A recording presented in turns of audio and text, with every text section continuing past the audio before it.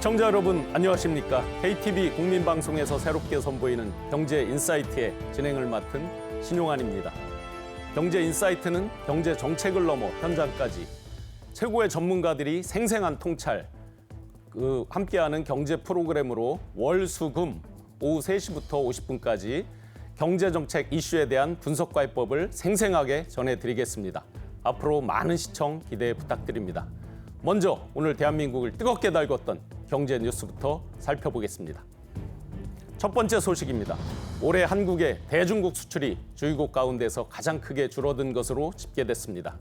30일 중국 해관총서 통계에 따르면 올해 1사분기 한국의 대중 수출액은 380억 달러로 약 한화로 51조 2천억 원으로 지난해 1분기보다 28% 줄었습니다. 이는 중국 해관이 분류한 주요 국가 23곳 중에서 가장 큰 감소폭입니다. 반도체 경기가 악화되면서 대중 수출 감소에 영향을 미친 것으로 분석됩니다. 다음 소식입니다. 국내 주요 기업들의 올해 1분기 영업이익 합계액이 전년 동기 대비 20조 원 넘게 감소했습니다. 30일 금융정보업체 FN가이드가 지난 27일 기준 상장사 88곳의 1분기 실적을 집계한 결과 영업이익은 21조 6,700억 원으로 지난해 같은 기간 41조 7,500억 원에 비해서 48% 감소했습니다.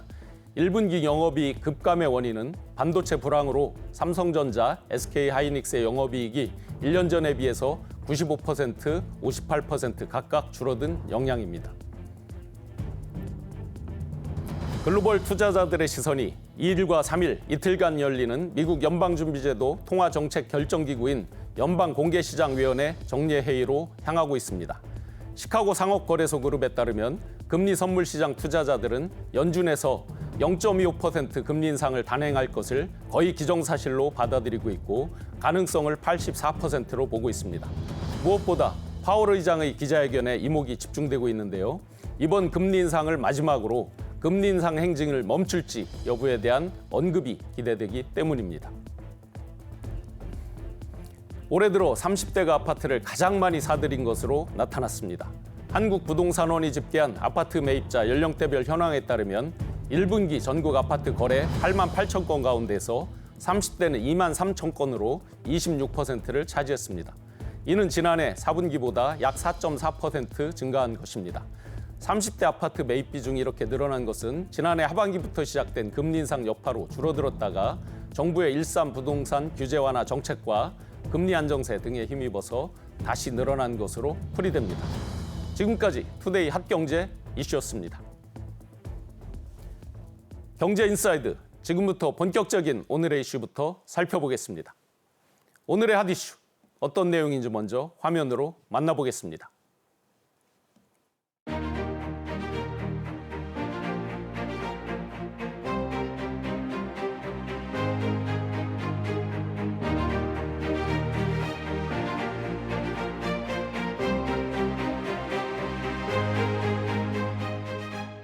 올해는 한미동맹 70주년이 되는 역사적인 해입니다. 한미동맹은 자유민주주의와 시장경제라는 이런 보편적 가치를 공유하는 가치 동맹입니다.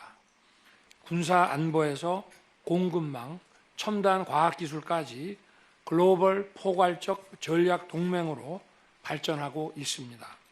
이번 국빈 방문이 이를 가속화하는 계기가 되기를 기대하고 있습니다.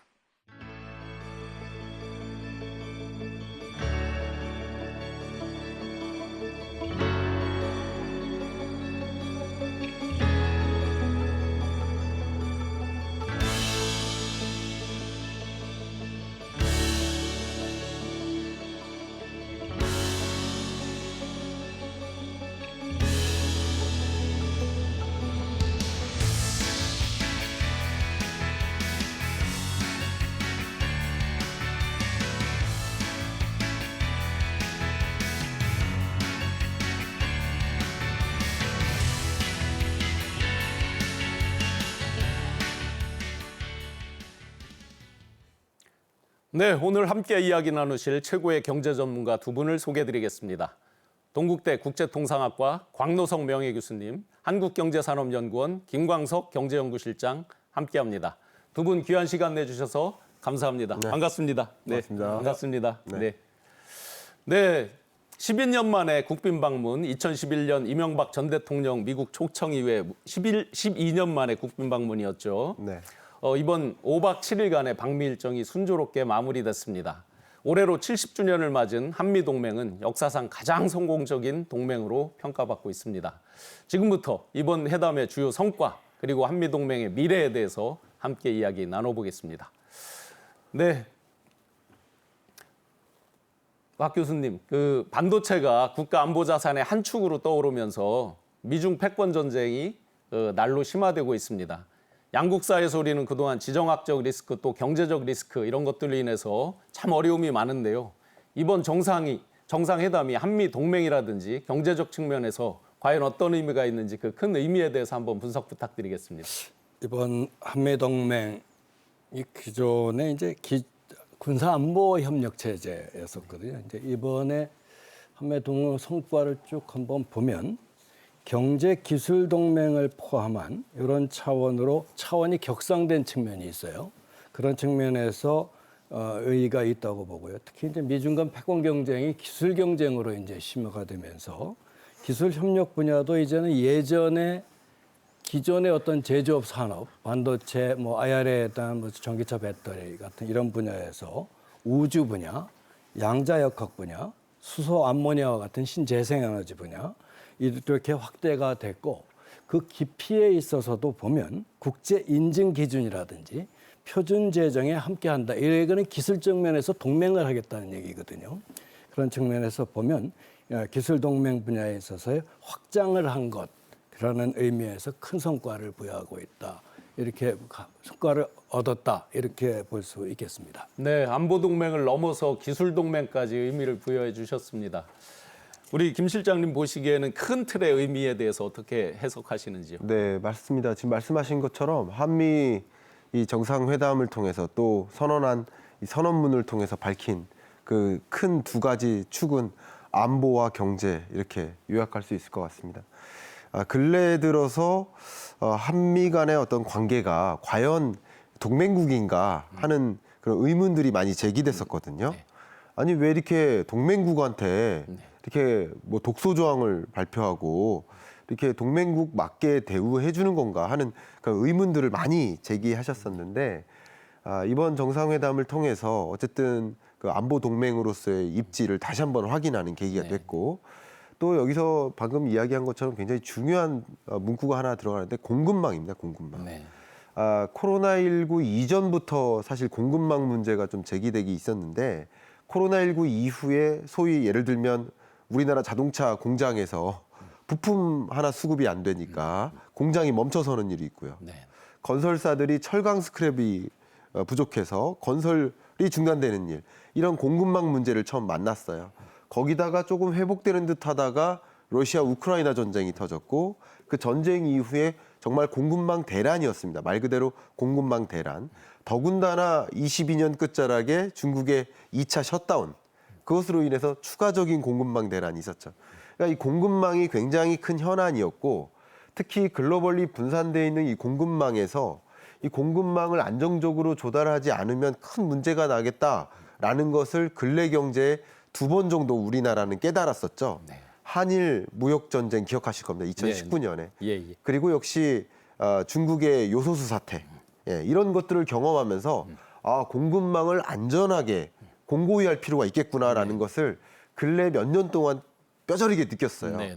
그러니까 결국 미국과 한국이 함께 공급망을 안정하게 가져가고 특히 그 공급망은 특히 양국의 어떤 주력 산업을 중심으로 공급망을 좀 안전하게 탄탄하게 가져가자 하는 그런 의지를 또 표명한 것들도 있기 때문에 어떻게 보면 우리나라 입장에서 미국 입장에서도 마찬가지죠. 미국 입장에서도 우리나라의 반도체 조달이 제대로 안 되면 완제품 생산이 어려워지니까 그러니까 양국에게 공급망 문제라는 커다란 이슈를 좀 해결할 수 있는 모멘텀을 마련한 계기가 되지 않을까 이런 여러 가지 측면에서 상당한 의미가 있는 선언이었다 이렇게 생각합니다. 네.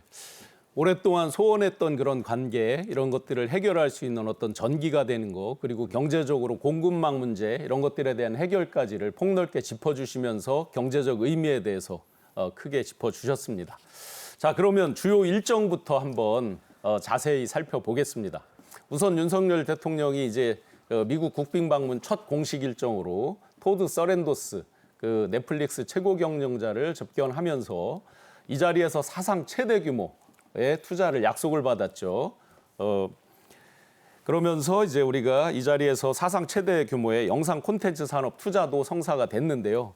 김 교수님, 투자 규모는 어느 정도가 됩니까? 뭐 투자 규모 뭐 어마어마한데요. 여러 가지 뭐 투자 의사결정에 대한 뭐 판단을 많이 해주셨는데 특히 우리나라 입장에서 가장 눈에 띄는 그 영역 하나가 바로 이 그 컨텐츠 산업 네. 쪽이죠. 이 컨텐츠 산업 같은 경우는 특히 넷플릭스가 적극적으로 한국 컨텐츠 산업에 투자하겠다라고 이렇게 공공연하게 밝혔고요. 그 규모로 봐도 4년간 K 컨텐츠에 25억 달러를 투자하겠다라는 것을 밝혔습니다. 이것은 우리나라 이 컨텐츠 산업을 좀 놓고 보면 저도 이제 여러 산업을 이제 분류를 하고 분석을 해 보면 참 재밌는 게 한국 컨텐츠 산업은 단 한 번도 우리 컨텐츠 산업의 수출 역사상 단 한 번도 위기를 맞이한 적이 없어요. 되게 재밌는 현상이죠. 네, 네. 그러니까 예를 들어서 뭐 IMF 외환 위기나 글로벌 금융 위기나 팬데믹 경제 위기나 이런 위기를 만날 때마다 반도체 수출이 급감하거나 이런 들쭉날쭉하는 그런 일들이 있는데 컨텐츠 산업만큼은요 한 번도 줄지 않고 계속 전년보다 더 증가, 전년보다 더 증가. 이런 컨텐츠 산업의 열풍이 계속 이어지고 있는데 역시 넷플릭스에서 말 그대로 최강자죠. 넷플릭스에서 한국에게 투자를 하겠다라는 것은 지금까지도 잘 달려왔지만 미래 컨텐츠 산업을 또 보강하는데 한 발 더 나아가는데 큰 기틀이 되지 않을까 이런 생각이고요. 종전부터 최근 한 2년 동안 우리나라가 어떻게 보면 수출 전략으로서 갖고 있는 한 가지 프레임이 있었습니다. 이런 방향으로 가야 되겠다라는 그 방향이 있었는데 그 방향이 무형자산의 수출입니다. 그러니까 이 소위 유형자산의 수출은 그동안 잘해왔다라고 평가를 해왔던 거예요. 물론 22년, 23년 경기 침체 속에서 뭐 반도체 수출도 급감하고 그런 일들이 있었지만 어쨌든 전반적으로 봤을 때 우리나라의 주력 수출 품목 역할을 다 해왔던 게 유형자산인데 R&D 뭐 기술 교류라든가 뭐 컨텐츠 수출, 게임도 포함입니다. 이런 여러 가지 무형자산에 대한 수출을 강조하고 있는 우리나라 정책 방향에 있어서 이 넷플릭스의 투자 유치를 또 가져오는 거 이것은 또 상당한 또 우리 수출 전략에도 어떤 시너지를 낼 수 있는 하나의 방향성이지 않나 이렇게 네. 평가해 볼 수 있겠습니다. 네, 다른 산업이 이렇게 어려울 때도 우리 컨텐츠 산업이 경쟁력을 가지고 있고 국제적으로 아주 큰 힘을 발휘한 것에 대해서 의미를 또 짚어주셨는데요.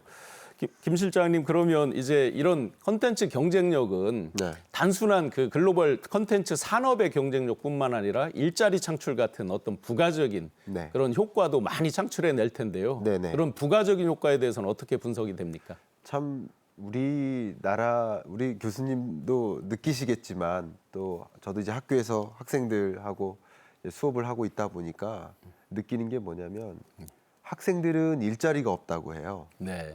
그런데 이게 가장 큰 현안이죠. 그런데 정작 기업들은 인력이 없다고 합니다. 네. 지금 일자리가 없는 것인가 인력이 없는 것인가. 그러니까 소위 말하는 미스매치가 벌어지고 있는 현상인 거죠. 정확히 얘기하면 일자리가 없는 것이 아니라 청년이 원하는 일자리가 없는 거죠. 네. 근데 이런 관점에서 우리나라의 산업을 육성해 나가고 또 일자리를 많이 마련해 나가고 하는 관점에서 생각했을 때 청년이 원하는 일자리인가를 생각해 봐야 되는데 특히 이 컨텐츠 산업하면 정말 청년들이 원하는 일자리입니다.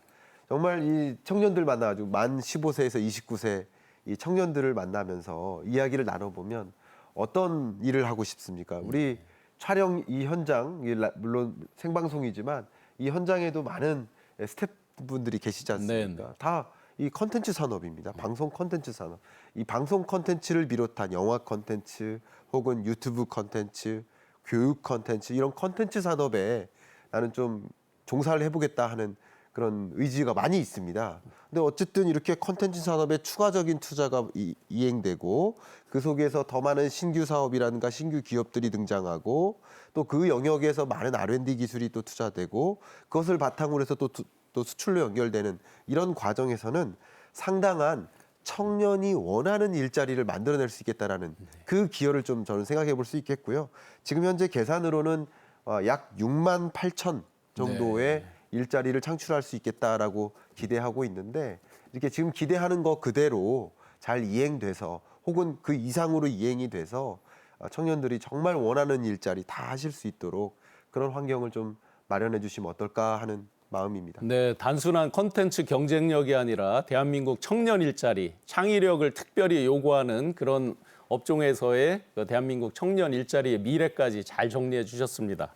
자, 넷플릭스 이렇게 투자 낭보가 들어오고 그 다음 날이죠. 미국 상공회에서 주최한 그 투자 신고식에서 6개 기업으로부터 약 19억 달러 정도의 투자 유치가 또 계속 이어졌습니다.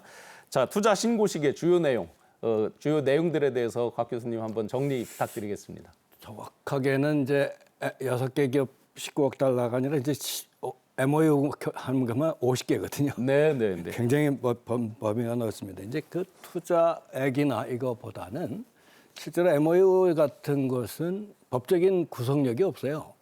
그러니까 실제로 투자가 어떻게 진행되고 실제로 이루어지느냐 하는 것이 문제거든요. 뒤에 사후 관리가 더 중요한 부분이 거죠. 이제 MOU인데 네. 우선 기존의 MOU하고 의향서 제출한 것만 살펴보더라도 범위는 굉장히 넓습니다. 네. 그래서 수소 문제, 연료전지 문제, 그다음에 전력 반도체, 폐플라스틱 재활용과 탄소 포집 문제, 초저온 물류시설 같이 현재 세계 경제가 해결해야 될 2개의 메가 과제가 있거든요. 네. 그게 이제 소위 말해서 재생에너지 문제와 정보기술 관련 이런 건데 이것을 최첨단을 포괄하고 있다는 점에서 굉장히 중요한 업적이라고 보겠습니다. 이들 분야는 그냥 투자가 이루어지지가 않아요. 첨단 분야이기 때문에 우선 우리 기술 인력 수준을 높이 평가했다는 의미가 되고 첫째는 두 번째 미국에 투자를 하거나 유럽에 투자할 때 가장 큰 문제점이 뭐냐라고 물어봤을 때 기업들은 비용을 얘기해요. 그런 측면에서 비용 측면에서도 또 인력 수준, 기술 인력 수준이 높은 반면에 또 비용 측면에서도 우위가 있다는 것을 미국 기업에 보여준다는 측면에서 굉장히 도움이 될 수 있는 분야가 아닌가라는 생각이 듭니다. 이 투자 내용들을 이렇게 보면 가장 중요한 건 이제까지 이제 많은 국빈 방문과 정상회담이 있었어요. 그리고 투자 의향서 교수도 우리 역사적으로 1960년대를 초기로 해서 지금까지 한 6, 70년 훑어 보면 근데 실제로 투자 성과로 이어진 것은 반도 안 돼요. 네. 그거는 데이터를 봐야 됩니다. 네. 그런 측면에서 이제는 이런 것이 성과로 이루어질 수 있도록 관련 기관 또는 기업들끼리 서로 투자 성과 공유 이런 계획에 대해서 좀 실행 가능한 플랜을 만들어서 진행이 됐으면 하는 것이 미래의 과제로 보겠습니다. 지금 저희가 잘 알고 있는 이제 반도체라든지 자동차, 뭐 2차 전지 이런 분야뿐만 아니라 수소 같은 또 미래 산업군에 대해서도 여러 이제 투자 협정들 MOU가 많이 체결됐는데 정말 중요한 것은 지금부터 뒤에 후속 협상이라든지 사후 관리를 잘해서 실질적인 투자로 이어지도록 만들어내는 게 또 과제라는 점까지도 잘 짚어주셨습니다. 이렇게 이제 많은 투자 유치가 낭보가 잇따르는 가운데서 부품 소재 기업으로 유명한 그 코닝이 15억 달러 추가 투자라고 하는 또 깜짝 발표가 이어졌습니다. 경제수석인 최상목 수석도 앞으로 연내 미국 기업들이 대한민국에 대한 추가 투자 계획도 많이 발표할 것 같다라는 전망도 이렇게 언급을 해주셨는데요. 과연 미국 기업들이 한국에 대한 투자 선호도 이런 것들이 계속 좋아지고 있는 상황이지 아닌지 한번 말씀 부탁드리겠습니다. 이제 코닝을 한번 예를 들어보죠. 코닝이 이제 지난 20년간 제가 통계를 봤더니 한 65억 달러를 신규 투자를 했던 기업이에요, 한국에. 이제 특히 자동차 배기가스 제어용 첨단 기술이라든지 그다음에 소재를 제공해서 굉장히 이제 첨단 산업 또 지구 온난화 방지에 관한 기후 변화 이쪽에서도 좋은 그런 내용들을 투자를 해왔고 고용 창출도 상당히 많이 했던 한국 기업으로서는 한국 경제로서는 좋은 기업이라고 평가가 됐는데 이번에 추가로 이제 투자를 한다고 해서 반가운 소식이고요. 이번 추가 투자를 통해서 한국이 기존에도 많이 투자를 했지만 이번에 기존 투자한 20년에 거의 3분의 1이 한꺼번에 투자한다고 그러니까 네. 그런 측면에서 보면 기술이나 비용 측면에서의 투자하기 좋은 나라가 한국이구나라는 것을 확인해 주면 이거를 이제 우리 경제학에서는 뭐라고 그러냐면 데모 이펙트라고 그래요. 이게 전시 효과 같은 게 있어요. 이렇게 코닝해서 이렇게 수익을 낸다 그러면 딴 기업들도 들어오거든요. 근데 투자 환경이라는 게 소위 말해서 소문에 의해서 네. 기업가들끼리 서로 이렇게 비즈니스 라운드 테이블 같은 거 가져서 정보 교류할 때 소문 나거든요. 아, 한국 했더니 기술 인력도 좋아. 그 다음에 이제 비용도 그렇게 미국이나 유럽보다 싸거든. 네. 이렇게 하면 이제 들어온단 말이죠. 그런 측면에서 좋은 시그널링, 그러니까 신호 효과가 있는 투자가 아닌가라는 생각이 듭니다. 네, 기존에 오랫동안 투자했던 것보다 훨씬 큰 금액을 한국에 추가 투자하겠다. 이게 이제 데모 효과로 일어나서 다른 기업들에게도 좋은 영향으로 이어지기를 한번 기대해 보겠습니다. 자, 지난 1월 달이었죠. 국무회의에서 대통령께서 아주 충격적인 선언을 하셨습니다. 흔히 이제 역대 대통령들께서 잘 쓰지 않는 표현이었죠. 영업사원. 내가 대한민국 1호 영업사원으로 뛰겠다. 라고 아주 폭탄 선언처럼 충격적인 선언을 해주셨는데요. 이번 방미 경제 성과에 관해서 과연 1호 영업사원, 대한민국 1호 영업사원께서 영업을 잘 하셨는지 그 경제 효과 성과에 대해서 한번 두 분 평가 한번 부탁드리겠습니다. 네, 뭐 지금까지 말씀 나눴었던 것처럼 뭐 수소, 반도체, 컨텐츠, 친환경 여러 산업에 걸쳐서 여러 미국 기업들의 투자를 이끌어낸 것, 그 부분은 당연히 우리가 의미를 부여해야 되지 않을까 하는 생각을 갖고 있습니다. 근래 들어서 일어나고 있는 그 세계 경제의 주된 흐름 중에 하나가 FDI라고 하죠. 해외 직접 투자 규모가 증가세가 주춤해지고 있어요. 근데 세계 GDP에서 이 FDI가 차지하는 비중, 혹은 세계 GDP에서 세계 교역량이 차지하는 비중, 그것으로 보면 줄어들고 있습니다. 그러니까 세계 경제가 규모가 커지는 속도만큼 다른 나라에 공장을 짓거나 다른 나라로 수출하기보다는 자국 안에서 공장을 짓고 자국에서 여러 도메스틱 밸류 체인이라고 하죠. 자국 내에서 조달하는 이런 방식으로 바뀌기 시작했어요. 이미 2008년 글로벌 금융위기 이후입니다. 이때부터 세계가 둘로 쪼개지기 시작하는 거예요.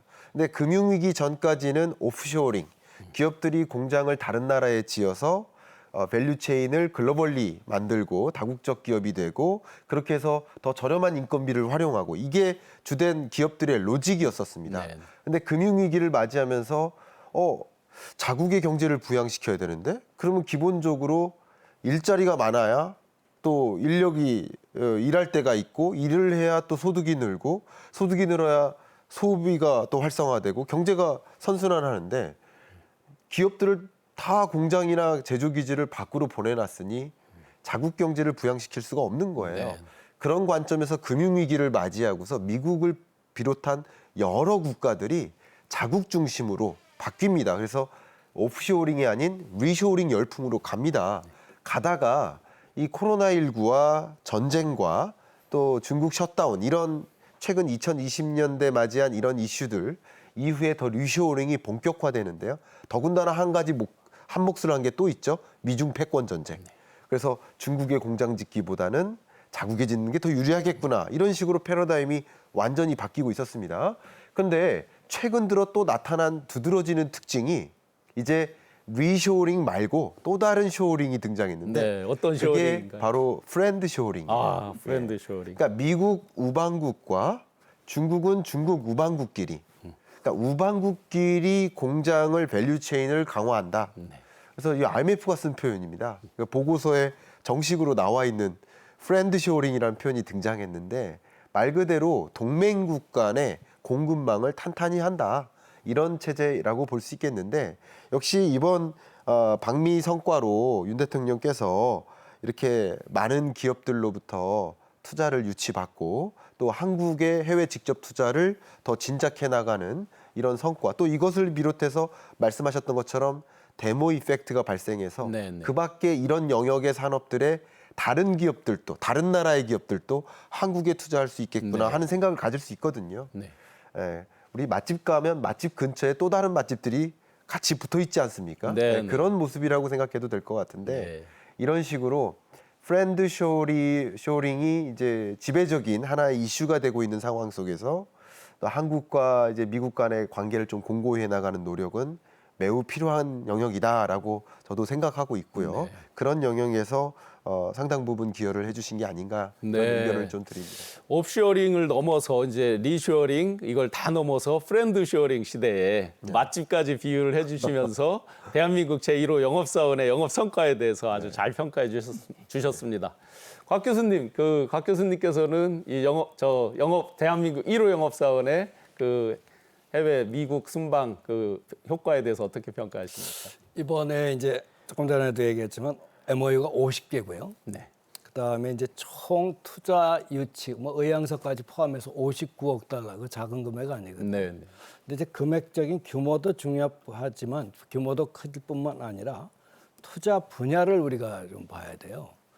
한국은 제조업으로 성공해서 주요 산업을 일본 사람들이 이거 들으면 기분 나쁘겠지만 다 70년대 조선산업부터 그다음에 반도체 산업의 메카라고 그랬던 일본이 미일 반도체 협정으로 인해서 일본이 주춤한 사이에 90년대 이후에부터 메모리를 중심이지만 전부 우리나라로 뺏어왔죠. 그다음에 고급 가전도 전부 요새는 우리가 차지하고 있단 말이죠. TV 옛날에 기억하실지 모르지만 소니 TV 장만해 가면 시집 갈 때 최고의 선물이라고 혼수라고 그러는데 누가 요새 소니 TV 가져갑니까? 네. TV 그렇죠. 저 냉장고 그렇죠. 세탁기 그렇죠. 그다음에 우리 밥솥 있죠, 밥솥. 밥솥 옛날에 코끼리 밥솥 다 이렇게 두고 가면 그거 전부 일본으로서 다 뺏어온 이런 제조업에서 엄청난 성과가 바로 이제까지 한국인의 성과라고 볼 수 있단 말이에요. 네. 90년대 이후에 이제 K컬처라고 하는 것이 나와서 이제 무형자산, 아까 얘기한 서비스 산업으로서의 무형자산 수출이 이루어지는 이런 가운데 앞으로 이제 신분야가 우주개발 분야라든지 신산업 분야가 아까 얘기한 주계 세계 경제의 과제인 기후변화 방지, 그다음에 4차 산업혁명 진전, 요 관련 협약이 다수에 들어가 있거든요, 내용이. 그다음에 이제 연구 협력 범위도 인증이나 표준을 같이 하겠다는 얘기는 기술을 동맹을 하겠다는 얘기니까 네. 이런 측면에서 보면 굉장히 연구 깊이도 있고 범위도 생산업 분야를 포괄하고 있다는 측면에서 59억 달러가 어떻게 보면 작을 수도 있어요. 뭐 우리 한 기업이 150억 달러씩 나가는데 그게 무슨 큰 거냐라고 얘기할 수는 있지만 그 범위나 깊이를 볼 때 상당히 의미 있는 성과가 아니었느냐. 물론 전제가 있습니다. 이게 과연 실행되느냐. 또 어떻게 실행돼서 얼만큼 성과로 나와서 아까 우리 김 실장이 얘기하신 것처럼 인력에 대한 어떤 고용까지로 확대되느냐. 그 문제는 이제 두고 봐야 될 문제지만 지금 겉으로 드러난 이런 실적 면에서 보면 깊이와 범위 쪽에서 굉장히 획기적인 성과다. 저는 그렇게 평가를. 네, MOU 체결 그 개수 아까 이제 다 해서 50여 개, 그다음에 이제 59억 달러의 투자 유치 협약 이런 것들에 대한 의미를 전체적으로 부여를 해 주셨는데요. 기존에 저희가 50개 기업 이렇게 해서 MOU를 한 적이 제 기억에는 없거든요. 거의 없습니다. 정상회담 할 때도 마찬가지로 그런 면에서 이제 굉장히 큰 성과로 볼 수 있을 것 같습니다. 자, 이번에 이제 50여 개 그 MOU가 체결되고 59억 달러 이상이 이렇게 체결이 됐는데요. 김광석 실장님, 네. 그 가운데서 저희가 주목해서 봐야 될 분야가 또 어떤 것들이 있는지요? 네, 일단 국빈 방미 계기 이 업무 협약 내용들 보면 일단 첫 번째로 주목할 만한 것이 바로 바이오 섹터가 아닌가 생각이 됩니다. 너무나 잘 알고 계시다시피 이 코로나19 이후에 이 바이오에 대한 중요성 그리고 그게 산업으로서의 의미 이런 것들을 매우 강하게 좀 깨닫기 시작했었거든요. 지금 자료로 나가는 것처럼 바이오 공급망을 강화하겠다. 또 인력 양성을 공동으로 진행하겠다. 또 체외 진단기기 시험 인증을 공동으로 연구하겠다. 이 시험 인증을 공동화하겠다라는 것은 기술 개발을 함께 해 나가겠다. 표준을 함께 만들어 나가겠다. 공동의 시장을 만들어 나가겠다. 이런 느낌이거든요. 또 백신 원료 물질을 공급하고 투자 및 바이어를 발굴을 하고 뭐 실험용 냉장고 공급하고 이런 의료기기 공급권도 있고요. 또 우리가 많이 관심 갖고 있는 것이 의료 AI 영역인데요. 의료 AI 기술 협력 이런 부분도 기대가 되는 부분이 많습니다. 그다음 이제 산업 쪽인데요. 지금 한국에서 가장 핫한 섹터가 바로 2차 전지입니다. 결국 이 전기차가 표본이 되는 그런 자동차 시대에는 반드시 필요한 것이 2차 전지인데 2차 전지 분야의 R&D를 함께 해나가고 인력 양성도 마찬가지죠. 또 두 번째로 핫한 영역이 반도체입니다. 반도체 R&D 협력 해나가고요. 자율주행이라든가 또 항공, 로봇, 사이버 보안, 미래 산업의 주요한 것들을 미국과 한국이 또 함께 해나가겠다라는 그런 계약 MOU에 해당된다. 이렇게 볼 수 있겠습니다. 끝으로 이제 에너지 부문이 있는데요. 국내 아모니아 그 전소라든가 수소 혼소, CCUS. CCUS는 이산화탄소를 포집하는 장치예요.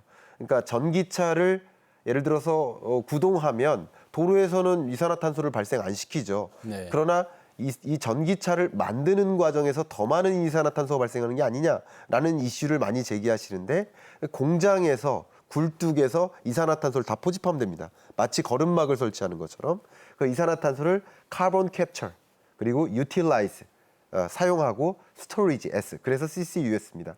이 CCUS 기술 개발 협력에 적극적으로 나아가는 거. 그러니까 미래 에너지 산업에 있어서도 함께 해나가겠다는 그런 방향성. 그러니까 지금 규모도 규모지만 이 컨텐츠 산업까지 포함해서 다 이야기하는 것들이 미래 산업을 같이 해나가겠다. 미래 유망 산업, 주력 산업을 우리가 같이 힘을 모아서 가져가겠다라는 네. 방향성에 해당되는 MOU이기 때문에 그 숫자보다도 의미가 굉장히 크게 부여될 만한 것이 아닌가 이런 생각을 해봅니다. 네. 예를 들면 플라스틱 산업 같이 하자. 네네. 용기는 너네가 만들어. 우리가 원자재 만들게. 예를 들어서 뭐 가발 만들어, 운동화 만들어. 이런 게 아니라 미래 가져갈 유망 산업을 함께 도모해보자라는 방향성이기 때문에 그런 면에서 의미가 있겠다라고 생각을 해봅니다. 바이오나 산업이나 에너지 전반에 걸쳐서 그 기존에 전통적으로 저희가 잘 알고 있던 산업들도 중요하지만 그보다 더 미래지향적이고 미래 먹거리, 미래 일자리, 미래 일거리를 같이 창출할 수 있는 네. 그런 산업의 방점이 찍혀 있는 그런 협력, 네. 그 의미가 더 중요하다라는 말씀 주셨습니다. 실제 제가 뉴스 기사에서 보니까 바이오 기업들 그리고 제약 기업들 이렇게 이제 전통적으로 정상회담을 할 때는 네. 크고 유명한 회사들 있잖아요. 제약회사 같으면 예를 들어 1위부터 뭐 한 5위권에 이렇게 있는 이런 기업들이 주로 이제 대통령님과 함께 이제 사절단에 포함됐었는데 네. 요번에 보니까 주로 예를 들어서 헬스케어 벤처라든지 네. 바이오 벤처라든지 이런 데들이 이제 많이 포함돼 있었더라고요. 네. 그래서 그 의미를 한번 물어보니까 이런 미래지향적인 AI 의료라든지 네. 예를 들어서 헬스케어 최첨단 헬스케어라든지 이런 것들 때문에 그랬다라고 하는데 실제 그런 의미가 있는 게 맞죠? 예, 그렇습니다. 네. 그러니까 지금은 의료 산업 시대가 아닙니다. 네. 의료 산업 시대는 저물고 헬스케어 산업 시대로의 전환이 있습니다. 의료와 헬스케어가 무슨 차이냐? 의료의 대상은 환자예요. 헬스케어의 대상은 소비자입니다. 그러니까 아프고 나서 진료받는 게 아니라 진료가 아니라 헬스케어는 예방이에요. 그러니까 소비자가 실시간으로 나의 몸을 관리하는 거예요. 그 헬스케어가 가능하게 할 수 있는 것은 바로 이런 첨단 기술들이 융합돼서 가능한 겁니다. 예를 들면 가장 대표적으로 운동화 깔창에서 저의 바이오 빅데이터를 실시간으로 수집하고 있어요. 그 수집된 빅데이터가 의료기관에도 공유가 되고요. 위급 시에는 이머전시 콜까지 해줍니다.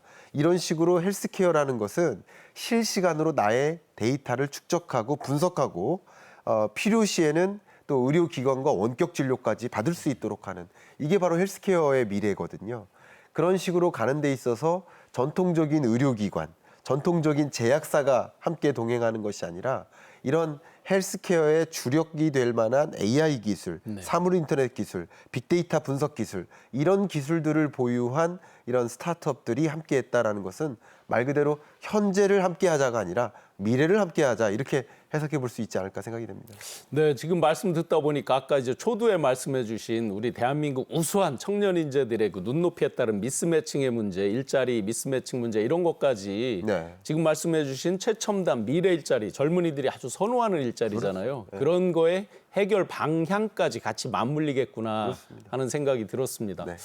이번에 아까 자막에서 보시듯이 이런 최첨단 미래 산업도 있고 전체적인 산업, 에너지 이런 파트에서의 그 MOU라든지 경제 협력도 굉장히 강하게 이루어졌는데요. 이런 것들에 대한 효과 그리고 이제 R&D 베이스가 많잖아요. 그럼 대한민국 수많은 연구 기관들도 많은 혜택도 보고 할 것 같은데요. 이런 혜택의 규모나 의미 어느 정도나 되는지 한번 분석 부탁드리겠습니다. 우선은 이게 이제 실현되기 전에 MOU 단계에서 또는 협력 단계에서 경제적 효과 예측을 한다는 건 아무리 우수한 경제학자를 데려놓고 해도 이건 무모하리라고 생각이 되고요. 우선 내용을 한번 보시자고요. 지금 에너지 분야에서 수소 암모니아 이건 이제 이산화탄소 배출을 하지 않는 분야란 말이죠. 그다음에 이제 아까 얘기한 대로 자동차, 전기차를 만들어서 배터리를 쓰면은 또는 수소 전기차를 하더라도 나오지 않아요. 근데 문제는 뭐냐면 전기 자동차의 경우에는 발전기를 통해서 전기를 생산해서 공급을 해줘야 된단 말이죠. 전기를 생산할 그 단계에서 화력 발전해서 탄소가 나오거든요. 그때 이제 얘기하는 탄소 포집 활용 저장, 아까 조금 전에 설명하신 CCUS 그 분야가 이제 포함이 돼 있고, 바로 이제 이런 측면에서 보면 기후 변화 또 지구 온난화의 주범으로 지목되고 있는 화석 연료를 대체한다는 문제에서 이제 앞으로 이제 우리 세계 경제의 큰 과제 하나를 이제 타치를 한 거죠. 그 다음에 이제 또 산업으로서의 경제적 이득은 미래 에너지 시장을 전부 예측하고 있는 그런 분야들이거든요. 지금 여기서 실제로 생산되는 분야 별로 없습니다. 네. 뭐 실제 생산해서 산업 제품으로 나르고 ESS라고 에너지 스토리지 시스템, 에너지 절약 그거 정도만 이제 기기로 나와 있지 나머지는 아무것도 된 게 없는데, 그러나 분명한 사실은 우리가 10년 이내에 이 시장이 미래의 지배적인 시장이 될 것은 분명하거든요. 그런 측면에서 이게 이제 10년 땡겨서 R&D는 이제 땡겨서 하는 거거든요. 그런 측면에서 굉장한 의미가 있다 하는 얘기를 저는 할 수가 있겠습니다. 네. 문제는 아까도 얘기했다시피 이 에너지 협력이나 과거 이제 저는 뭐 연구기관에도 있었고 대학에도 지금 있지만 그 전에 관료를 했었어요. 네. 그래서 우루과이 라운드 협상도 하고 이제 그랬을 때 MOU를 통해서 각 부처에서 전부 들어왔는데 그게 실제로 이어져서 성과로 나온 예가 많지 않습니다. 네. 특히 이렇게 뜬구름 잡는 것 같은 신분야 있죠. 이거 실제 성과하기는 굉장히 조직력 있게 추진하고 실행 방안을 단계별로 짜주지 않으면 그 당사자가 실제로 얻는 힘은 어렵다. 아까도 얘기했다시피 이런 MOU나 방향은 좋지만 이것을 실현하기 위한 끊임없는 접촉과 협상, 그다음에 단계 설계 이런 것들이 앞으로 중요한 과제가 될 것이다라는 생각이 듭니다. 네, 기존 한국 산업이 어느 정도 그 산업군에 있어서 약간 벽에 부딪히는 느낌도 있었는데 이제 그 지금 탄소 제로 시대 또 ESG가 아주 중요시되는 그런 시대에 미래 산업, 미래 에너지 산업까지 같이 이렇게 맞물려서 R&D 그리고 새로운 생산 분야 이런 쪽에 미래가 보이는 것 같아서 사뭇 기대가 큽니다. 자, 25일 일정이었었습니다. 대통령께서 카메라 해리스 미국 부통령과 함께 나사 고다드 그 우주센터를 방문했어요. 네. 거기서 이제 우주 탐사와 우주 과학에 대한 협력 공동 성명도 발표를 했었는데요. 네. 이 성명서 내용, 주된 내용 그리고 방향이 무엇인지 한번 소개 부탁드리겠습니다. 네, 한국과 미국이 이제 우주 탐사, 우주 과학 영역도 함께하겠다라는 그 협력 방향성을 제시한 성명서가 발표가 됐는데요. 심우주통신 항법, 게이트웨이 이런 달에서의 과학기술 연구 함께하겠다. 그리고 달 거주 활동까지 로봇과 모빌리티 개발을 또 함께해 나가겠다. 우주의학, 과학 분야 또 공동 프로젝트를 발굴하겠다. 이런 영역인데요. 제가 이 공동성명서 내용 보면서 어떤 생각을 한번 잠깐 하게 됐냐면요. 근래 현재 경제를 있게 만든 하나의 제품을 꼽아봐라 그러면 자동차 그리고 최근래 이 현재를 있게 만든 하나의 또 프로덕트를 골라봐라 그럼 스마트폰 그럼 다음은 무엇일까 이런 질문을 계속 던졌었어요. 그러니까 지금 우리나라 반도체 강국이 된 것도 이 스마트폰에 들어가는 부품인 것뿐이죠, 그죠? 우리 2차 전지라고 하지만 자동차가 전기차로 전환될 뿐이지 자동차가 아닌 새로운 어떤 무언가의 모빌리티가 나오는 게 아니잖아요. 네. 다른 에너지를 사용하는 자동차일 뿐이죠. 그러니까 전혀 다른 무언가가 언젠간 또 등장할 텐데 자동차, 스마트폰, 그리고 다음은 무엇일까에 대한 고민을 참 많이 했어요. 근데 그 다음은 우주가 아닐까 저는 네. 생각을 해봐요. 네. 그러니까 지금 말씀하시는 이 한미 간 우주 탐사나 우주 동맹, 우주과학 연맹 이것은요, 여러분 너무나 잘 아시다시피 우주 산업은 말 그대로 우리가 영위하고자 하는 모든 그 첨단 기술의 복합체예요. 그러니까 이 우주 산업을 함께 하겠다. 그리고 이제 자동차, 스마트폰, 그다음에 무언가가 만약에 우주라고 한다면, 우주 산업이라고 한다면 그 미래를 함께 해 나가겠다라는 성명서니까 상당한 의미가 있겠다라고 생각합니다.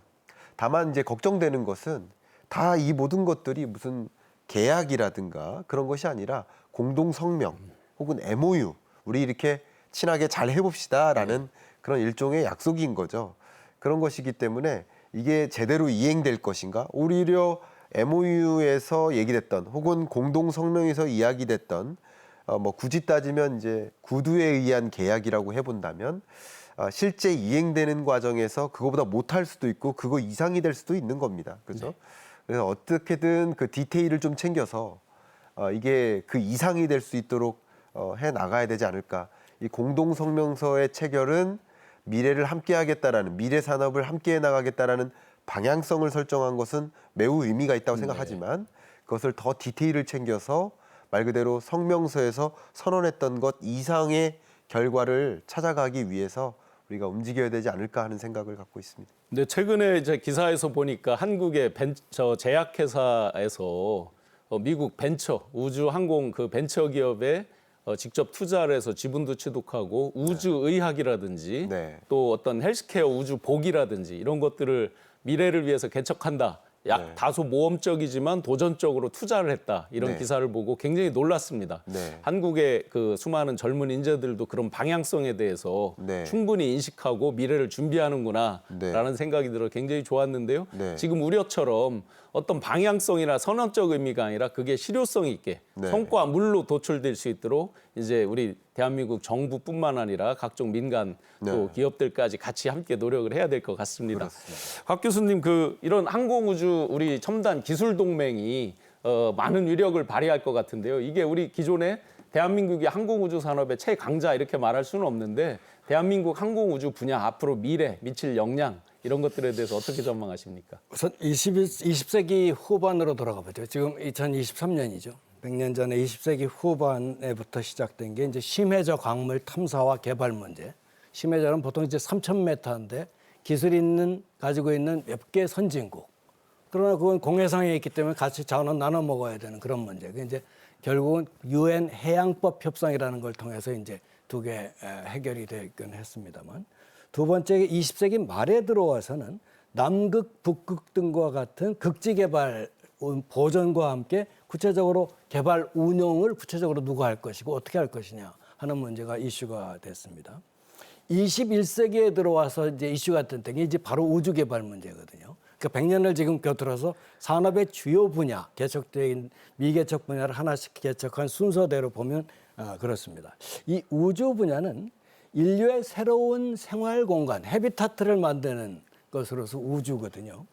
그렇게 된다면 이런 측면에서 보면 우주 항공 우주 산업에 대한 그 수단으로서의 어떤 UAM, 도심 항공 모빌리티 이런 문제라든지 상용 항공기의 제조 체계를 구체적으로 기술 협력을 통해서 만들 수 있도록 해주겠다. 우리도 일부는 뭐 날개나 이런 거 만들고 있습니다. 한국에서도. 그 다음에 이제 반도체, 우주 관련 반도체 산업 협력 같은 것은 한국의 기술 우위가 기존적으로 확인이 된 분야거든요. 근데 이제 산업 분야는 우린 미국도 처음이고 우리도 처음이고.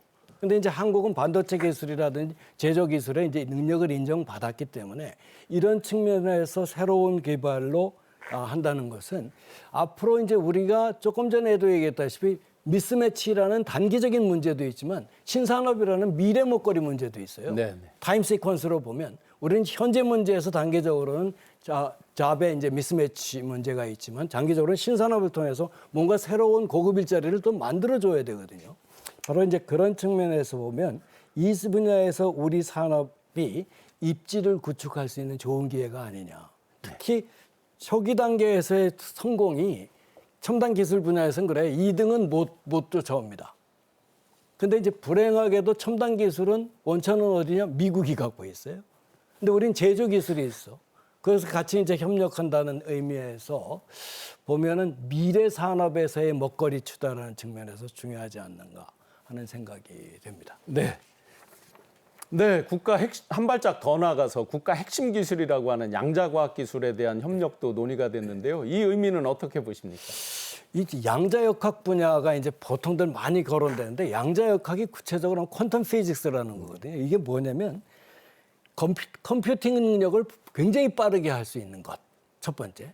두 번째는 뭐냐면 통신망을 안전한 통신망으로 해서 이렇게 블록체인처럼 만들 수 있는 것. 요 기술들이 이제 양자역학을 통해서 할 수 있는 거고. 그다음에 센서도 정밀도를 지금의 무슨 나노급에서 굉장히 높일 수 있는 센서가 이 양자역학 기술인데 이것은 바로 4차 산업혁명 실현에 있어서 중요한 기술 분야로 과학자들은 꼽고 있는 이런 분야입니다. 따라서 이 분야에 선두에 있는 미국과의 협력은 지금 4차 산업혁명에 진행되고 있는 지금 현재 상황에서 우리를 같이 첨단 쪽으로 자리매김할 수 있다는 측면에서 중요한 의미가 있는 것이 아니냐 하는 생각이 됩니다. 네. 문제는 협력의 실질적인 효과. 아까도 뭐 계속 반복하였지만 이런 새로운 분야는 협력의 실질적인 효과를 제고하기 위한 어떤 방안, 네. 이후의 방안이 더 중요하다. 네. 이런 말씀을 드리겠습니다. 국가 최고 핵심 기술력 그리고 미래 경쟁력인 양자과학기술까지 협력을 한다니까 정말 기대가 큽니다.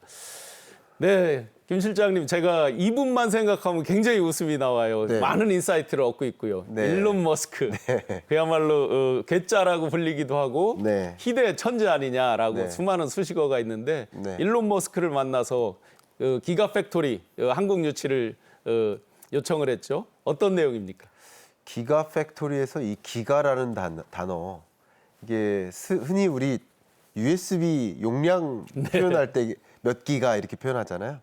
기가가 이제 10억이라는 단위입니다. 그러니까 말 그대로 엄청난 규모의 팩토리다, 생산 공장이다 이런 뜻입니다. 그러니까 테슬라 네바다주에 있는 기가 팩토리를 지칭하는 건데요. 네, 이 기가 팩토리를 이제 한국에 투자한다.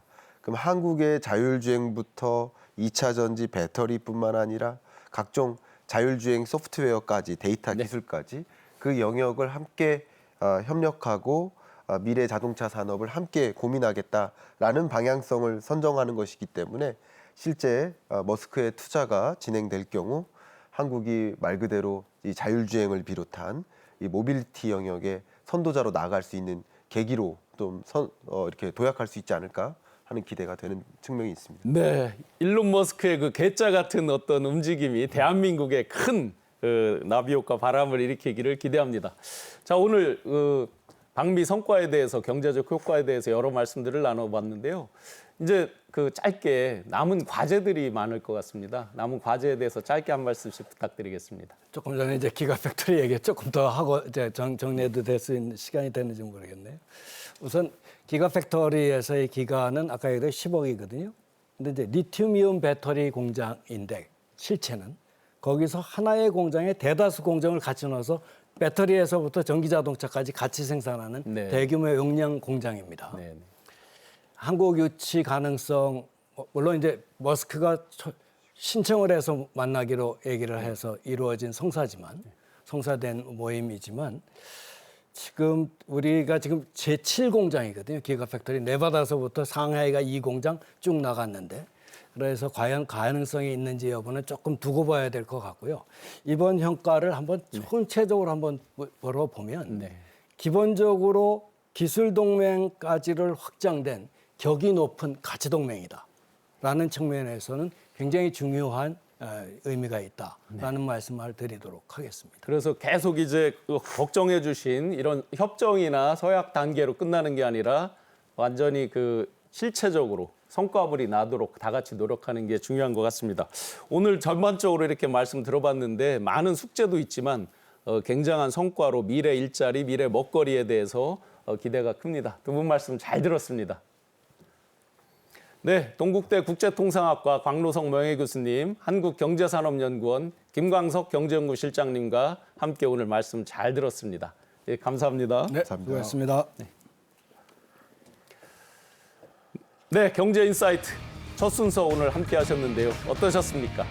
빨리 가려면 혼자 가고 멀리 가려면 함께 가라라고 하는 아프리카 격언이 있습니다.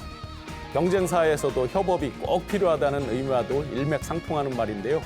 이번 한미동맹이 앞으로라도 조금은 늦을지라도 두 나라가 함께 멀리 갈 수 있는 그런 경제 발전의 출발선이 되기를 희망합니다. 경제인사이트 수요일 이 시간에도 한미 정상회담 각 경제 분야별 성과 그리고 남은 과제에 대해서 다 같이 전문가와 함께 짚어보겠습니다. 지금까지 함께해 주신 시청자 여러분 감사합니다.